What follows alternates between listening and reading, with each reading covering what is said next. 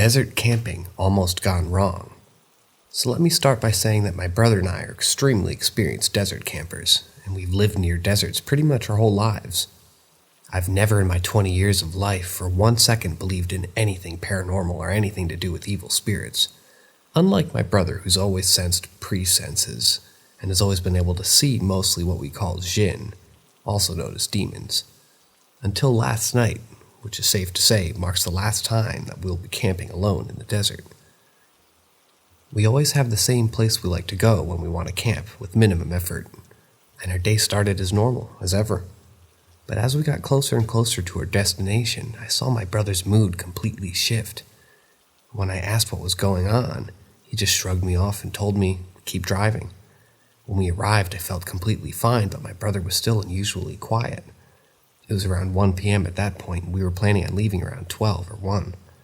Because of the heat, we made it the terrible decision to set up under a few trees and a source of water, which in Middle Eastern culture is where the jinns live at night. Not that I believed that at the time, of course. However, we will still set up our camp, and we continued on as normal. Now, my brother always says that when he feels a presence, or several in this case, he gets extremely unlucky. First, he almost dropped a box of coals on his foot. Then he splits an entire bottle of Coke on his phone. Then he dropped it into the sand, then proceeded to smash his elbow on the edge of the chair he was sitting on, which is now very swollen. But last, certainly not least, when he was looking through one of our boxes, he felt something cold and sharp pressed right up against his arm, and he realized it was an unsheathed knife, which we packed, in this case, the previous night before. And he said it felt something like it pushed against his hand, into it right where his veins are. All of these events, consequently, within a matter of a few hours, were certainly making us both uneasy, and I, for one, for the life of me, couldn't figure out what he was suddenly so unlucky for. As I was starting to question his clumsiness, a random couple appeared out of nowhere, informing us that they were stuck in the sand and needed help. We drive a Land Cruiser, so they had a Nissan Altima, so we didn't expect to encounter so many issues as we did. We first dug them out without any issues, but as we pushed them out of the sand, we got stuck again. If you know anything about dune bashing or desert camping, then you understand the physics behind how wheels get stuck in sand, and the way that Nissan was stuck was incredibly unusual. It was literally stuck somewhere with plenty of space available for grip, and later my brother said that as we were digging them out of the sand, that's when he really started to feel an evil presence around us, but didn't want to say anything as to not ruin the trip and freak me out. So first our toe strap broke off the bumper. Toe strap cost $200, and it was fine, but their bumper was slightly damaged. Then we almost got struck ourselves, and a 20-minute job took more like 90, which again was extremely unusual, and in hindsight, just the beginning of all the crap to come. When we came back to our camp, we noticed how everything around us had gotten unusually quiet. The area where we were had suddenly hundreds of birds around. As far as we could see, 3 cats sometimes pay us a visit. But there wasn't a single noise at all other than our fire, which was dying out unusually quickly. It had gotten dark quickly as well, so we all scrambled to build a fire to cook our dinner before we were asked to help the couple, and I had noticed the silence, but it didn't bother me. However, my brother suddenly grabbed my hand as we were sitting down to eat and said, with a clear fear in his voice, that we should go as quickly as possible, and that he didn't feel safe. To ease both our minds, we prayed. We're Christians, so of course we thought it would help us. But I think it accelerated everything that happened and just made whatever was there angry. We quickly finished our dinner, and me being the skeptic I was completely fine and pretty much just humored my brother. Until I started getting the nagging feeling that it was time to pack up and leave.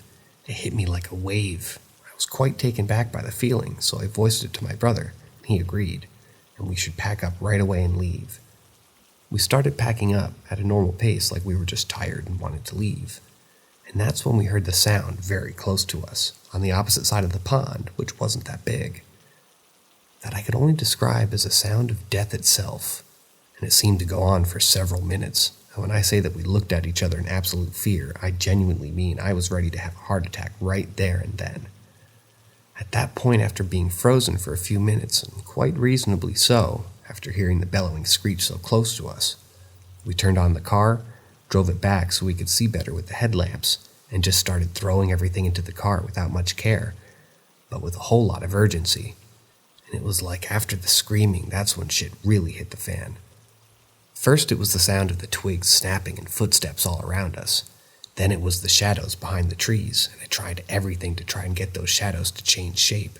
Walking around the trees and moving the light, but nothing it looked like were there. It was people just staring at us the whole time, and you could really feel it too. We really felt like we weren't alone, and that we weren't with friendly entities either. We also noticed that all 3 cats were huddled right behind our car, away from the trees, so they were not the ones snapping twigs. But literally didn't care if they were not going to move. I was still getting out of there. Thankfully, they left when we started reversing, but they too looked absolutely terrified and were just staring at the trees too. It also felt like whatever was there was getting closer, and I've never felt anything like it. It was just a gut feeling, and you just know it's one of those natural instincts that you shouldn't ignore. Thankfully, we were able to pack up quickly. Our tent was very close to the trees, so that although nerve-wracking experience, and whilst we were packing, it was still very silent. It's very normal for the birds around the area to continue making sounds until 2 or 3 a.m., and at this point, it was about 8 p.m., so it was highly unusual. I personally think I was most terrifying as I was driving away back into the main dirt path to leave the desert. I know cars very well. I know how they drive, and in the sand, I know our car especially well because we've had it for so long, and I could instantly tell that the steering was off and completely fighting against me, which I fixed itself in a second. We were on the highway. The sound of the twigs snapping was still all around us, and it was loud enough to be heard over the sounds of the car and the path. And it's what seemed like every bird in the area just standing there staring at us until we got close enough to force them to walk, not even fly away. At one point, my brother just grabbed my shoulder and told me very sternly just to keep looking in front of me and under no circumstances to look through his window. It was the tone of his voice that told me to listen to him for the love of God. We were in part of the desert where we had pretty much drove through the whole accessible areas to get into the highway, and there wasn't a single person around us. The only thing we saw very clearly was an abandoned Toyota Hilux positioned behind us, a small dune hidden by the trees, but far enough from our campsite to be easily ruled out as a source of the original screech. The worst thing I saw was that we were close to the exit, and now these were the deserts that we knew very well. We both grew up here, and we've been riding dirt bikes and quad bikes in these deserts since we moved here, and we know what wildlife to expect. Cats, birds, spiders, goats, camels, mice, foxes, maybe even the occasional scorpion, or if you're really unlucky, a snake, but that's it. There's nothing else in these deserts. We saw in the middle of the path, staring directly at us, a deer. A goddamn deer.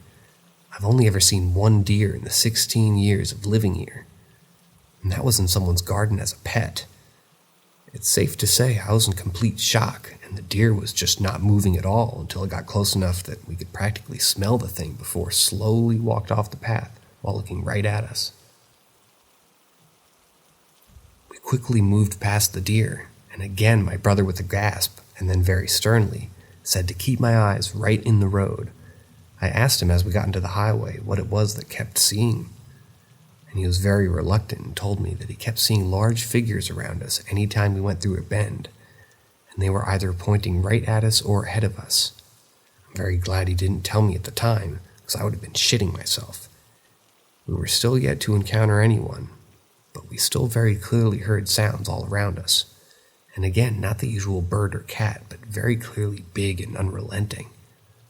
When I saw the exit, I was as happy as I've ever been.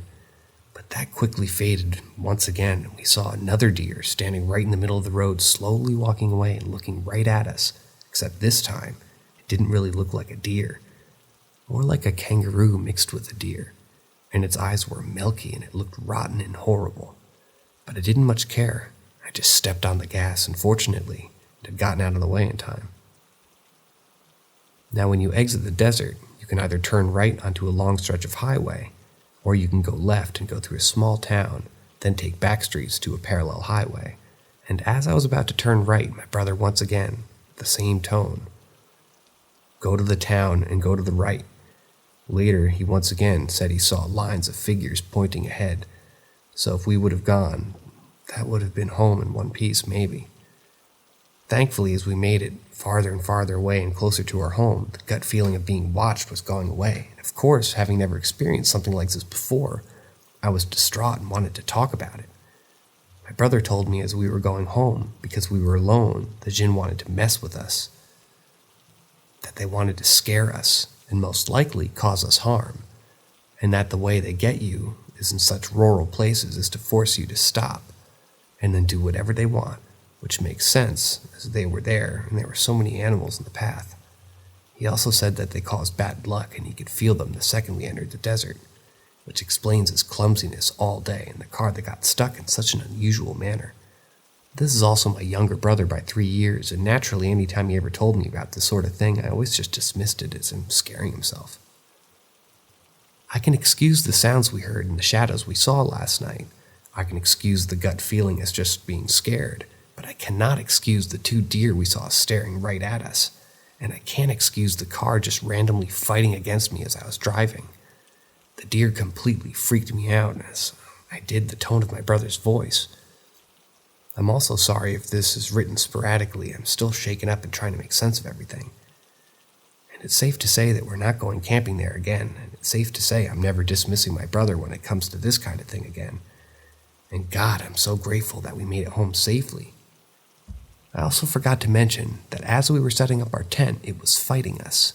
We would secure one end into the ground and instantly another end would pop out, and after we finally managed to get it set up, it looked as if something was pushing it in and collapsing it once before. When we got it back up again, it looked like something was pushing on it, which was something neither of us have ever experienced before, and we've been setting up tents in the middle of the sand tons of times.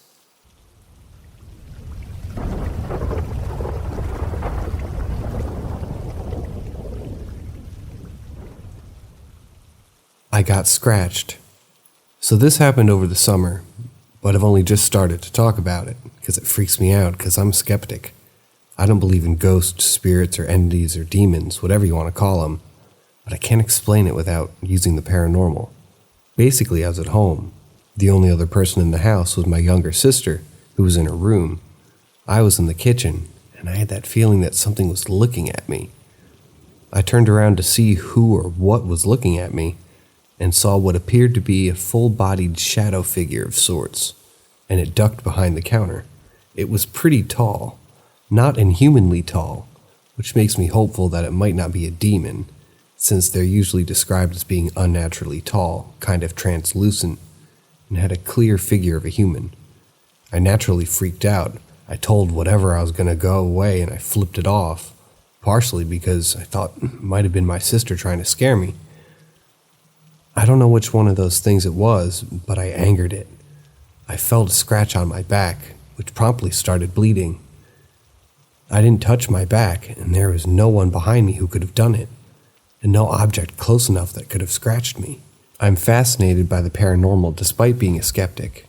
I watch so many paranormal investigator videos. Sam and Colby, Seth Borden, Exploring with Josh, Mackie and Amanda, Destination Fear, and I always try to debunk and justify everything using logic. This one I can't. And the more I think about it, the more convinced I start to become, because I know what I saw and I know what I felt.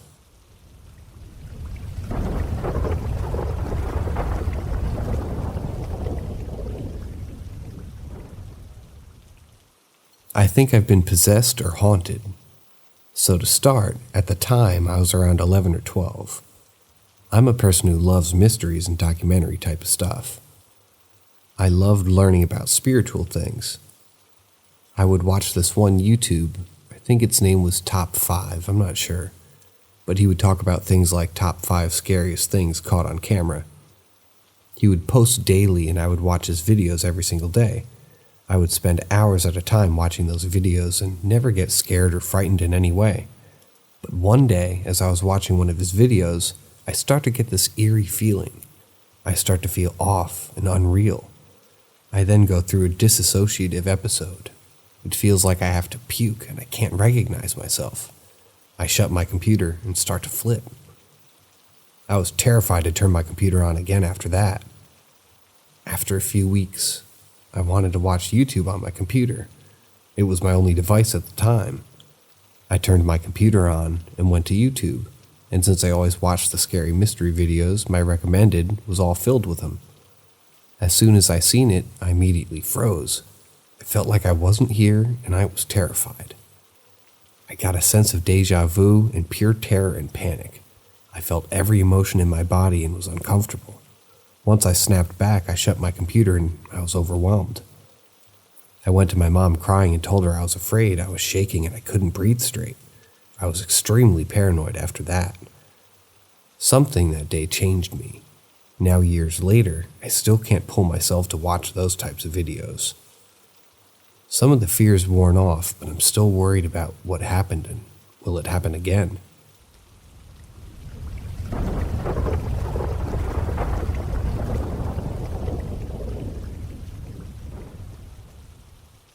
Ghost passenger or guardian angel? I was 16 when I got my first SUV. It was a white 1989 Jeep Cherokee. I knew nothing about repairing cars. A friend from high school used to help me fix it up. Soon we were four-wheeling and exploring whatever hills we could find. Whenever my friend wasn't around and I had a problem, my sister's boyfriend's brother would come over and fix it. He loved working on cars and always got it back up and running. It wasn't long after I got the Jeep that Billy died in a rollover car wreck in a truck he had built with his family. Anytime after that, when my Jeep had a problem, I'd park it overnight and complain to family it wouldn't start or had electrical issues or locking issues. I would wake up and the problems would mysteriously be gone, as if someone fixed it overnight. The problems never came back. It was like Billy was still fixing things, even after he'd left us on Halloween night, October 31st, 2009. One day I was heading over to a friend's house alone on a dirt road that cut through 7 miles of the woods to his place. The dirt roads were slick after the rain. I was going maybe too fast, 35 miles an hour, as I came around a corner. I felt the bottom part of the seatbelt being yanked on, like when you were a kid and you pulled the belt to mess with the person in front of you. It kept tugging at my waist, except this Jeep had no seatbelt pretensioner. 3 hard yanks. I began to slide into the dirt ditch. As the Jeep went up the right side of the 15-foot embankment, just before striking a 16-foot pine tree, a man in a white shirt sitting in the passenger seat yelled out, "Duck!" Right as I struck the pine tree and the Jeep began to overturn at 30 miles an hour at the front and crumpled in. I hunched my body, my hands under the steering wheel, ducking my head down, just as the roof above my head collapsed. A speaker box weighing 25 pounds disconnected from the floorboard in the back, flew right past my head and smashed out the windshield, bouncing back and going out my driver's window right by my head, glass flying everywhere. I'm now upside down, sliding. To my left out the window was the ground, right by my left arm. It all felt like a movie, a dream. It happened so fast. I feared my arm would pop out and get crushed under the car as it slid. The Jeep caught traction and rolled 180 degrees back onto its wheel, facing the other direction I was traveling, Jeep still running. I was in shock. As I got out, turned off the engine as the blades were smacking engine parts making loud metal noise. I looked at the speaker box laying 100 feet away, the crumpled roof right above my head, which surely would have broken my neck if I hadn't ducked. Just mere cuts from flying glass on my arms and face. I remember the face in the passenger seat. It was Billy Funk, except he was already dead. The cause of death was determined to be a broken neck. He died instantly on impact when his roof collapsed over his head after he went up an embankment rolling his truck. Maybe it was that he worked on that truck and he never left it. Either way, that day a guardian angel saved my life. I never told a soul who knew him. I didn't want to upset anyone.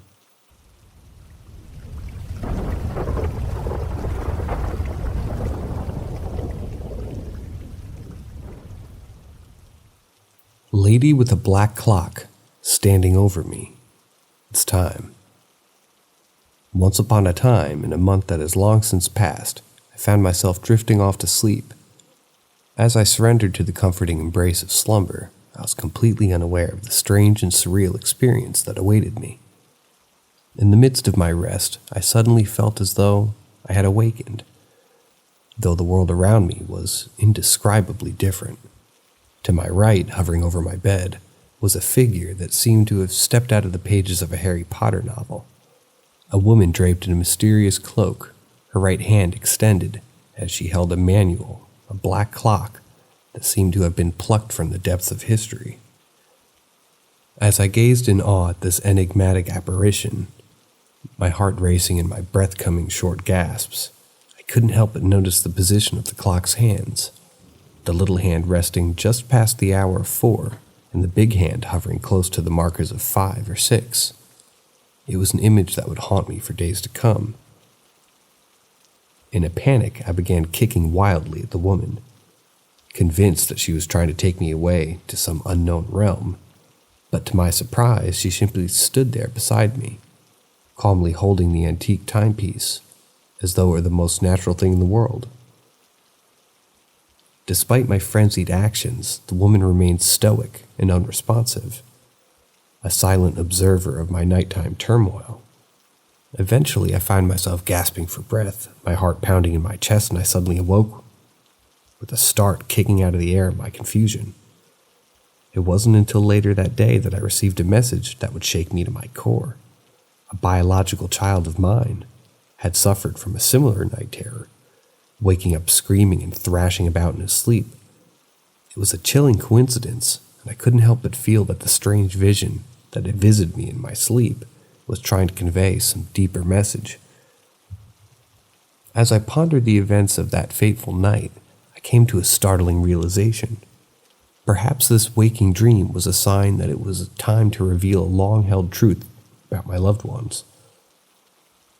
If strange and unexplainable things were beginning to happen, perhaps it was time to come clean and face the consequences of my actions.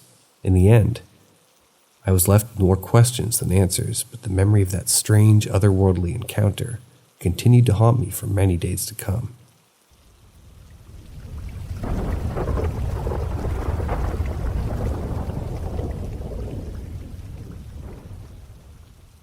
Granny Says Hi, 1800s Garden House. When I reflected on the experience of my childhood, there's one particular incident that always sends chills down my spine. It happened when I was around 11 years old, and my nephew and I were walking home from the park one night. It was just after 9 p.m., and we only had to walk 2 blocks, but the road we took was dirt one, and it was surrounded by trees. As we approached the field just before our house, we noticed that it was foggy that night, and that's when my nephew asked, "Do you see a lady out there?" I was confused and asked him, "Where?" "To our left?" He pointed to the right, toward a white house with a white picket railing, and said, "No, by that house in the field." I was surprised because I never noticed a house there before. I squinted to see if I could spot the lady he was talking about, and then I saw her. She was an old lady around 80-something with white hair, looking straight at us. My nephew and I were spooked, and he said, "This is the empty field. There's no house here." We began to run, and I ran after him, trying to keep up. We kept asking each other what we had seen, and to our amazement, we both described the exact same thing. The next morning, we woke up to find that there was no house in that field. Just like my nephew had said, we were both puzzled, and we wanted to know more, so we went to the library and looked up what house was there. To our shock, we found a picture of the same house we had seen that night, and the old lady we had spotted had died in a fire many years ago. It was a haunting realization for us, and we vowed never to walk through that field at night again. To this day, I still think about that incident, and it sends shivers down my spine. The memory is so vivid in my mind, and I wonder if the old lady's spirit still haunts that field to this day. Nevertheless, it's a memory I'll never forget, and one that's taught me to trust my instincts and be aware of my surroundings, especially when it's dark and foggy.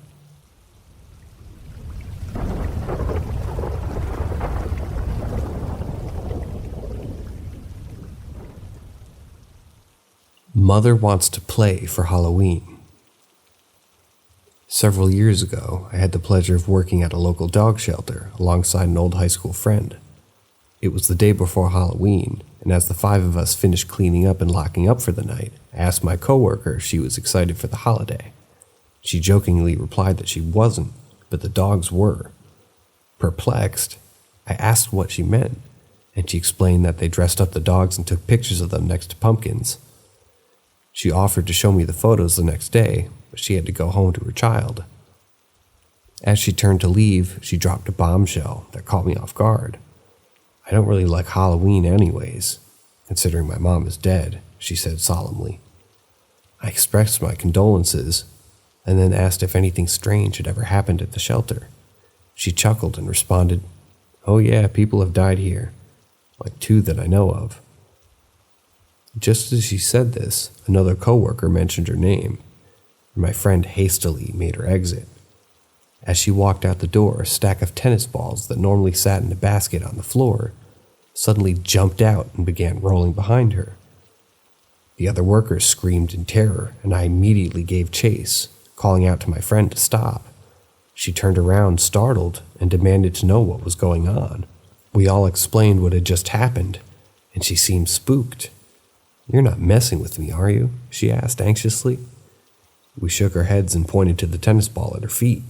She looked down and was utterly confused. "Did you throw this at me?" she asked. We denied it and explained that the ball had thrown itself out of the basket as soon as she had mentioned her deceased mother. My friend was stunned, and I could see the fear in her eyes. She speculated that it might have been her mother, or one of the 2 workers who had died at the shelter. I couldn't believe what I had just witnessed. How could a tennis ball lift itself out of a basket and roll behind someone? I scrutinized the stack of balls, but they seemed like regular tennis balls. My friend warned me that tomorrow I would hear doors slamming and banging on walls where no one was. I shuddered at the thought. Seeing that tennis balls move on their own sent chills down my spine. I couldn't explain it except to say that it was possibly the work of ghosts. I even investigated the balls, squeezing them to see if they were joke or gag balls, but they bounced just like regular tennis balls. The experience left me completely unsettled, and I couldn't wait to leave the shelter that night.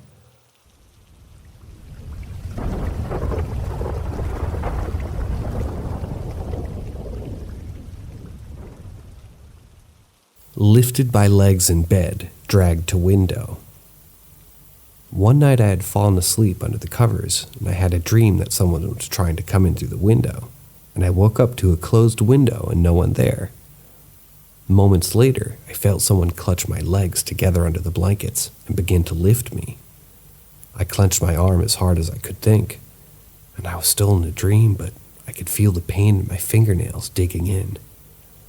I began to kick and squirm as I lifted my legs to the ceiling about 4 feet above my bed and slowly dragged me to the window. About 2 feet backward, I grabbed onto my sheets with my left hand, trying to hold on from being taken. I couldn't break its grip, still clenching my left arm.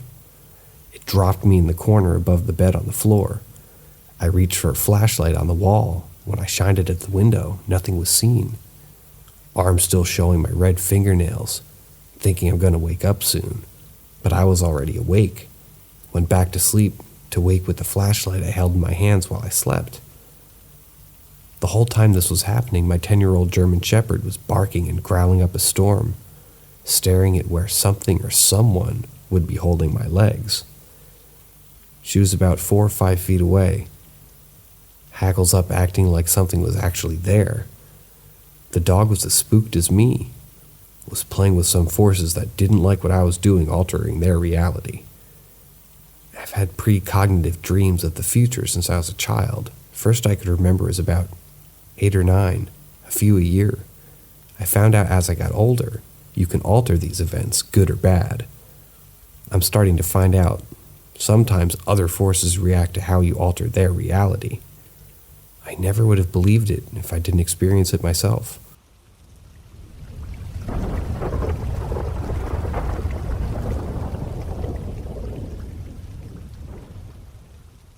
Weird business. When I was around 17 or 18, I'm now 23, probably about a year or so before I had symptoms, I worked at a cinema which was notoriously haunted. People quit their jobs from seeing things. Multiple people I know claim to have heard unexplainable voices, laughs, and cries, doors locking, being knocked on when no one was around, that sort of thing. I was working on the food counter, and a guy in a wheelchair came in and said, "Look after your body, kid," in an extremely haunting fashion. Me, being an immature drug enthusiast, laughed it off, and I'll never forget the look he gave me when I giggled at what he said. It's almost like I can still see his face and how he said it. I've had sleep paralysis with the guy's face staring back at me. Creepy shit.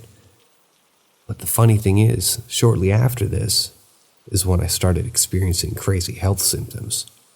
Loss of control over my bowels and my bladder, pain in my legs and my arms.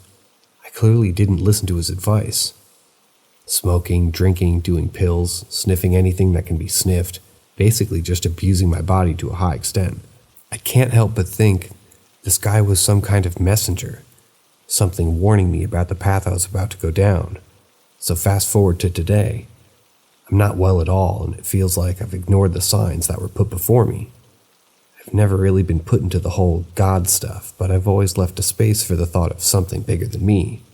But recently I've started praying before I go to sleep, just asking for insurance with my health, hoping for the best kind of thing. I've always had an overactive imagination. I used to think I could astral project, and always had crazy lucid dreams. But in the past few days, I feel like when I close my eyes, all I can see is crazy dark shit, almost like demons and dark shit going on. But last night I had these visions where two people were dressed in like robes, and one of them offered me a hand, which I took. One of them then continued to dig into my chest and seemingly removed the pain in my chest, and held their hand up, almost bringing attention to their 5 fingers. I don't know what this means, and it kind of scares me as to what it could mean.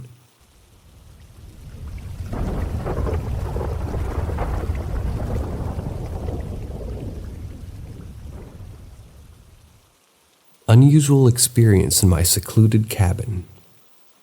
It was a few years ago when I decided to rent my father's second property, nestled deep in the woods off a small 2-lane dirt road. The place was serene, surrounded by lush trees and greenery, but little did I know that a bizarre and unsettling experience awaited me there. It was just another typical night, with me lounging on the recliner in the main room, engrossed in some random YouTube video, and the only source of illumination was the dim light from the outside deck. Suddenly I began to feel a strange sensation creeping up in the back of my neck, that unexplainable feeling of being watched or the presence of something unsettling. The next 10 minutes were a blur, and my memory of the events that unfolded is hazy at best. I vaguely recall stepping out the front door, descending the deck steps, and looking up to see a massive white light hovering above the cabin. As soon as I laid my eyes on it, I felt a jolt of electricity coursing through my body, and I collapsed at the bottom of the stairs, my mind reeling. Despite my confusion and dizziness, I managed to pull myself up and begin crawling up the stairs. It was as if some unseen force was pulling me back, with every inch of my body fighting against it. The area around me seemed to be bathed in an ethereal glow, though I couldn't tell you if it was from the light or just a figment of my imagination. The rest of the events are lost in a haze, and I can only remember coming to my senses, standing at the kitchen sink with hot water running over my head and every single light in the house blazing to life. I was left to ponder the disturbing possibility of having experienced something truly inexplicable and frightening. Was I going crazy, or did I truly have an encounter with something out of this world? The question gnawed at my mind for days and weeks to come, leaving me with a profound sense of unease and apprehension. The experience left me questioning the very fabric of reality, and I was never quite the same after that fateful night.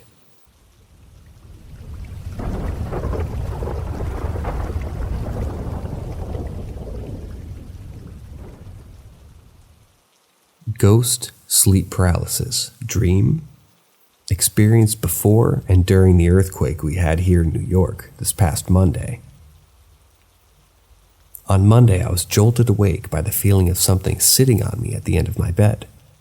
At first, I assumed it was just my imagination playing tricks on me, but as I opened my eyes, I realized that nothing was there. I tried to move, but I felt paralyzed, unable to do anything. It was as if my body was frozen in place. As I lay there, trying to regain control of my body, I felt the bed shaking violently, accompanied by a loud rumbling noise.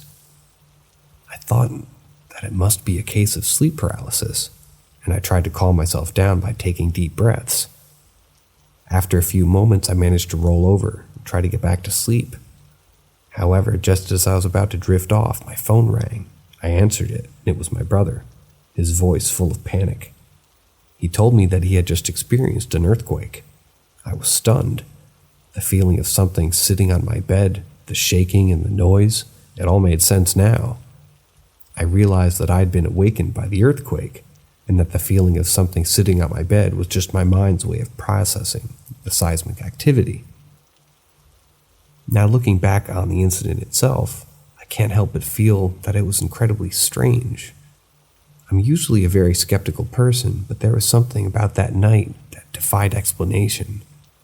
The fact that I had felt something on my bed just before the earthquake, and then received a call from my brother about it moments later, was just too much of a coincidence. Perhaps there's a deeper meaning to this experience, or perhaps it was just a strange and unusual event that defies explanation. Either way, it certainly left an impression on me, and I'll never forget that eerie feeling of something sitting on my bed on that Monday night.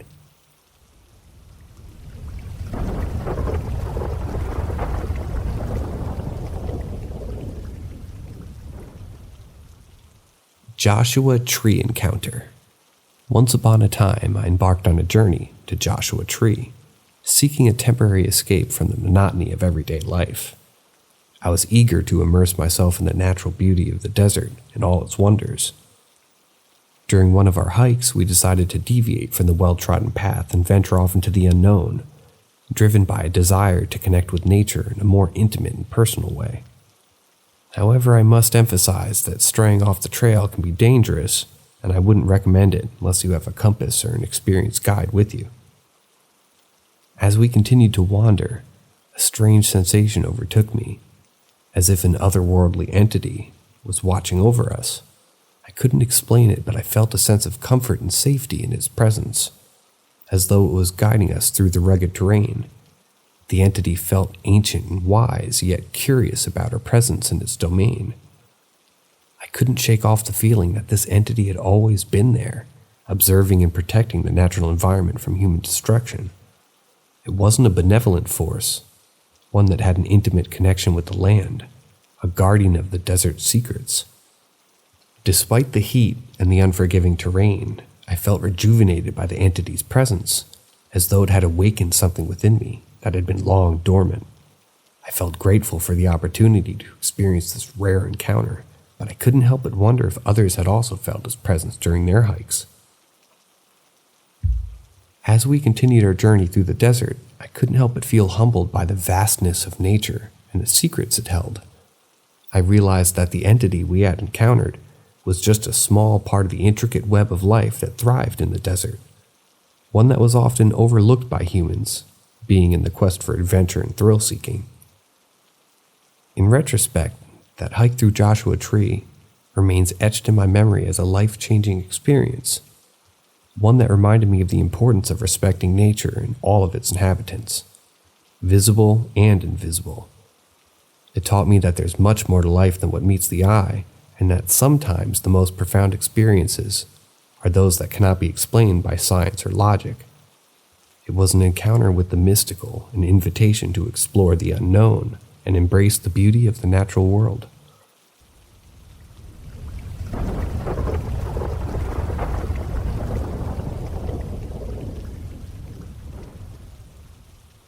The theory of radial and tangential energy explains ghosts. Radial energy is mind energy, consciousness. There's a lot we don't understand about the brain and consciousness, but radial energy refers to the energies that we can't actually physically measure, like love and will. The idea of will is cool to hear, so hear me out. If I pick up a glass, I give it potential energy. This is tangential. I can drop the glass, which converts that potential energy to kinetic energy. But what happened in my brain before I picked up the glass? Well, I decided to. I willed myself to pick up the glass. How much will did it take for me to do that? How much will does it take for someone to get over an addiction? A lot more than I needed to pick up a glass. This is radial energy. We can't measure it, but it's there. Now, in relation to the paranormal, let's say when we all die naturally, there's a process that allows this radial energy to dissipate into something else. As the paper puts it, the radial energy is absorbed into the tangential. Thus, you lose heat when you die. You stop moving, kinetic. All energy cannot be created nor destroyed, right? So there's a process that allows our consciousness, wills, loves, and desires to convert into something else, and it dissipates. Now, what happens if you die suddenly, like a car crash, a heart attack, a gunshot? This process may be severed or interrupted, meaning that some of that radial energy lingers. It doesn't get absorbed, it merely stays as it was, at or near the place of death. Why is it that 99% of ghosts are reported to be the people who have died suddenly, when maybe their radial mind energy didn't get absorbed by the tangential energy? Here's where it gets funky.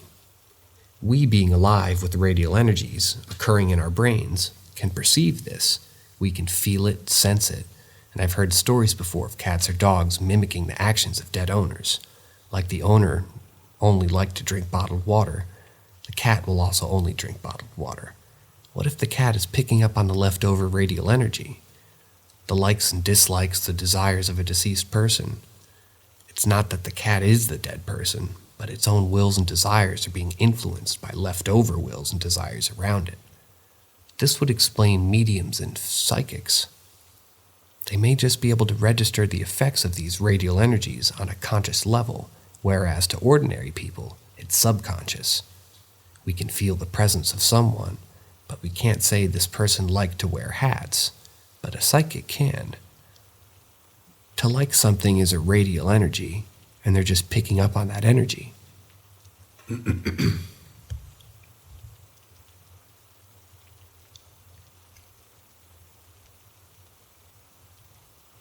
Likewise, we don't understand how these energies may interact. I can will myself to pick up a glass, sure, but do I actually need my arm to do that? Or is it just a mechanism that delivers this will into the tangential? What I mean is, if I had enough will, could I convert that radial energy into tangential and still make the glass move without using my arms? Now we're getting into telekinesis and telepathy. Many twins claim to be telepathic. They can feel what the other is feeling, sense their thoughts. With radial energy, this actually may be very possible. They're just picking up on each other's wills, likes, and desires. My point with this is, if a person who has died loved a particular song so much, they had an absolute favorite song, can the ghost energy left over actually convert this to tangential? Meaning when your radio turns on by itself and plays a dead relative's favorite song, is this just radial energy being converted into tangential? Do ghosts have this ability? Can they will things to happen physically despite not having any physical form? It would mean that ghosts have to be conscious at some level, but we don't even know what consciousness is. I would say that most ghosts are at least sentient.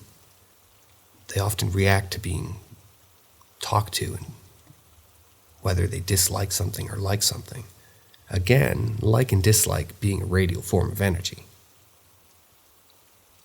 Can they will you to see them? Will you hear them? I doubt anyone will read all this, or hear it, but it's a really cool theory that actually basically explains everything about the paranormal. Anything paranormal you can think of, apply this radial theory to it, and you'll probably find some sort of solution.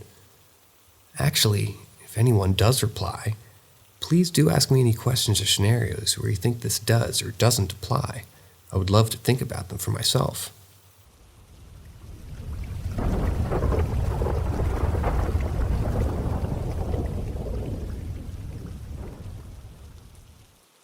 Childhood experience with my cousin. Me and my cousin are super close to each other. We've been tight ever since we were kids. At one point in time in our life, I was around 9 years old and my family had moved in with his family in their upstairs apartment in Montebello, California.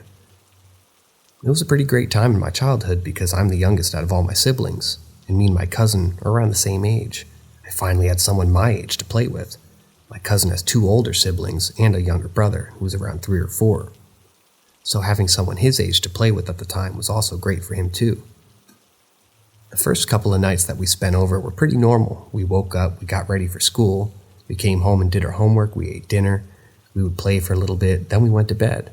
Whenever we would play after dinner, I noticed that my youngest cousin would also be playing in the front room by himself and would have a full-blown conversation with himself. I asked my cousin who was he talking to.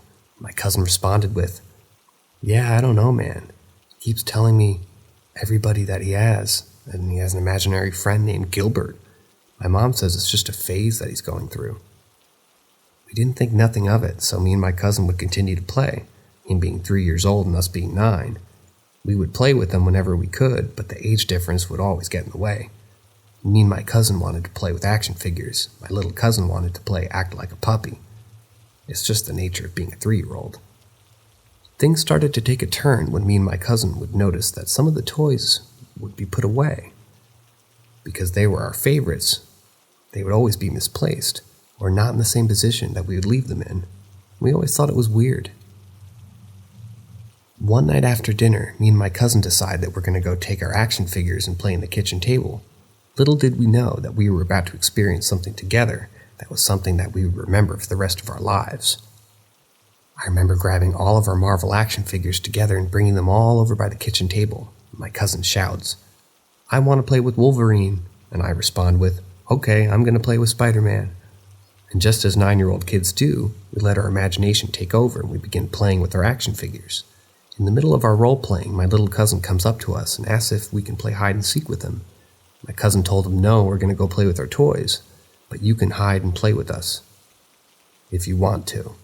I remember after my cousin said no, my little cousin stood there looking at us. Then he turned to his side and said, "See, I told you they didn't want to play." Me and my cousin looked at each other like he was crazy, and I said to him, "Who are you talking to?" And my little cousin responded with, "I'm talking to my friend Gilbert. He wants us to play hide and seek. He doesn't like it when you guys say no." I remember laughing and telling my little cousin, "Well, tell your friend Gilbert that we don't want to play with him." My little cousin just looked at us one more time and walked away. Me and my other cousin laughed it off and continued to play with our toys.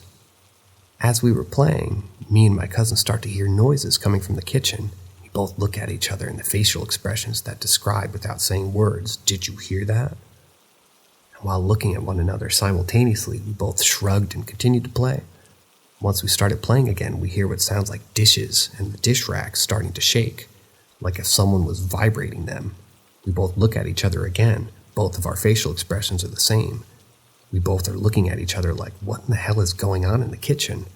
So we put our toys down and we peek our heads into the kitchen area, and as we do, we see the dish rack shaking uncontrollably. I remember feeling confused and thinking to myself, why is it shaking like that? And as me and my cousin are both looking at the dish rack shake for no reason, we both see a butter knife suddenly rise up from out of the dish rack, hover in the air for a second, then get tossed in our direction onto the floor. Me and my cousin are now both looking at this butter knife on the floor about 2 feet away from us. We're both looking at each other. I say to him, "Did you see that?" And he responds with, "Yeah." Then my cousin decides to tell me about all these conversations that he's been overhearing between his mom and his stepdad, about all the weird things that have been happening around his apartment, and how they both feel that Gilbert is a spirit that's been following my little cousin. Then he told me that a few nights before we moved into his apartment, him and his older sister were in their room, and that they shared together, and they were watching TV, when all of a sudden they hear footsteps in their hallway. He said that him and his older sister were the only ones awake during that time on the weekend, and every time they would open up their room to look out, they wouldn't see anybody. He said that they went back and continued to watch TV with the door shut. Then again, all of a sudden, they hear the footsteps charging in the direction of their room in the hallway, and as soon as they got close to their door, boom, the door burst open, and they could hear footsteps running away. As we got older, we were both in our early 20s. Me and my cousin got drunk together one night. It was pretty close to a holiday, and we were both discussing our experiences we had with family members, including our grandmother. My grandmother still lives in the same apartment complex, but downstairs to where my cousin used to live. She's been there for so long that she's very good friends with the owner of the apartment. The grandmother decides to tell us, finally, to admit us, that my younger cousin's friend Gilbert was anything but imaginary. Both my grandmother and grandfather claim to have actually seen him. She described him as a boy with somewhat of a bowl cut, wearing old-fashioned clothes such as a button-up long-sleeve shirt, but the sleeves rolled up and trouser suspenders.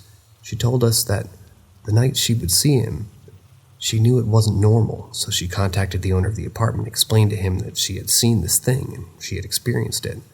She said that the owner had admitted that a family had once lived in the upper apartments where my cousin used to live, a very long time ago when the apartments were first built.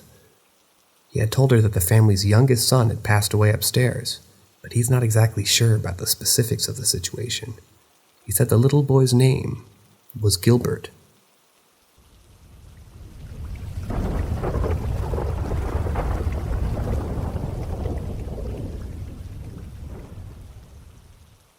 Screaming girl in my basement. I hear nothing. It was a dark and stormy night when I heard the first screams. I lived in a 100-year-old two-story double house with my family. The house had always seemed a bit creepy to me, but I never imagined the horrors that lay within. I had been living in this house since I was about 4 or 5 years old, and I'd never experienced anything paranormal until these past couple of days. It started with a call from our neighbor, who sounded frightened, claimed to have heard screams coming from the basement of our house. We thought it might be us. We're a pretty loud family, especially when watching a basketball game, which we do about every day. But then things took a turn for the worse. 3 police cars showed up at our door, responding to a call from a person who'd claimed that they heard screams from a little girl coming from our basement. We were all in shock as we knew that it couldn't have been any of us. Our little sister is only a couple of years younger than me, and she never screams like that. Our basement is unfinished, and only my mom goes down there to do laundry. As we searched the basement, we found nothing, but the screams continued to haunt us, getting louder and more frequent with each passing night. We were terrified, and we had no idea what to do. And then there was the abandoned pasta factory next door. It had been abandoned for many decades, but still stood imposing and ominous. There were rumors that it was haunted, and it had always been curious. But now I wished it had never even been there. The screams continued, and as they seemed to be coming from both our basement and the abandoned pasta factory next door, it was as if the spirits of the past had been awakened and they were coming for us. As the day went by, the screams got louder and more horrifying. We tried to leave the house, but the screams followed us wherever we went. We were trapped with no escape from the horrors that lurked in the shadows. The ghosts of the past had come to claim us, and we were powerless to stop them. Our house had become a living nightmare, and we were doomed to spend the rest of our lives in terror and fear. The screams continued to echo through the halls, a constant reminder of the horrors that lay within.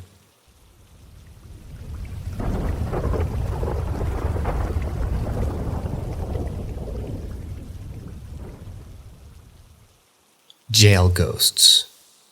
So I worked at a county jail. One night I was working in the maximum security unit on a night shift.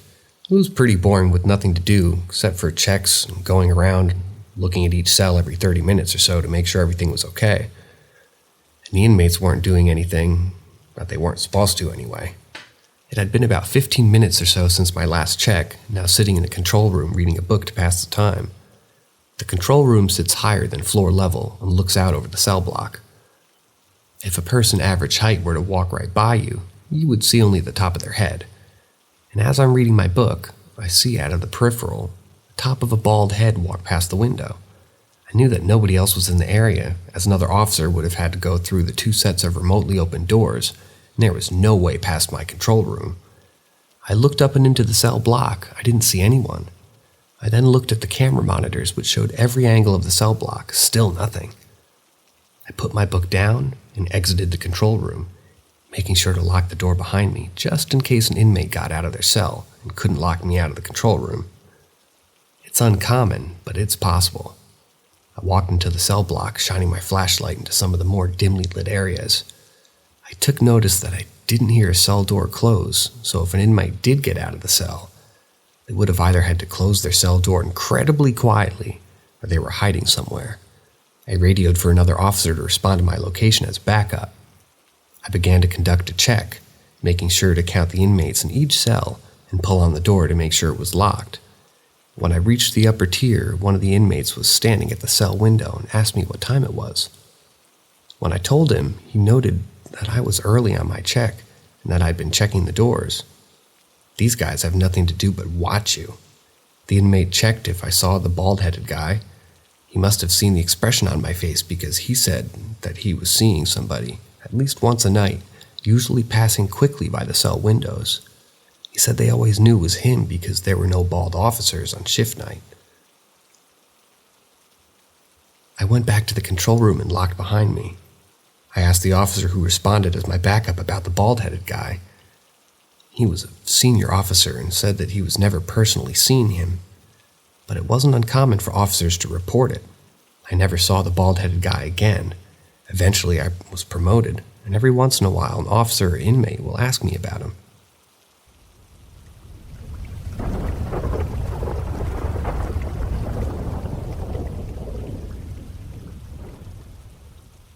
First ever ghost experience. It was the year 2022, and I was in my first room watching some videos when all of a sudden the light turned off for a split second. I thought it was just my parents playing a prank on me, but when I told them, they were completely disinterested. I shrugged it off and continued watching my videos. However, a few minutes later, I heard some objects falling off the hallway table. I was skeptical of what had just happened, but I decided to investigate. As I walked down the hallway, I felt a chill run down my spine. The air around me felt heavy, and I couldn't shake the feeling that I was being watched. About an hour later, as I was taking a look at my airsoft gun, I saw 2 pairs of shadowy legs under my door. My heart raced as the legs walked into my room, where the light had turned off earlier. I tried to open the door to confront whoever was in my room, but to my horror, there was no one there. I searched the room for any sign of life, but there was nothing. The feeling of being watched only intensified, and I knew something wasn't right. I searched the room again, but to no avail. I thought it might have been one of my pets, but I couldn't find them anywhere in the room. I couldn't shake the feeling that I was being watched and that something sinister was lurking in the shadows. Every time I entered the room, the feeling of dread and fear consumed me, and I could feel my heart racing in my chest. Days turned to weeks, and weeks turned into months, but the paranormal activity never ceased. Strange noises and objects would move on their own, and I could feel a presence watching me from the shadows. I tried everything to get rid of the entity, but nothing worked. It was as if the entity had taken control of my home, and I was powerless to stop it. Every night I would hear footsteps, whispers, and the feeling of a cold breath on the back of my neck. I knew that I wasn't alone, and that something was out to get me. The fear and horror I experienced were beyond anything I'd ever felt before. I felt like I was trapped in a nightmare, and there was no escape. The entity had taken over my home, and it seemed like it was never going to leave. To this day, I still live in fear, always watching over my shoulder, wondering if the entity will ever return. The experience left me scarred for life, and I know that I'll never forget the terror that I felt in the room.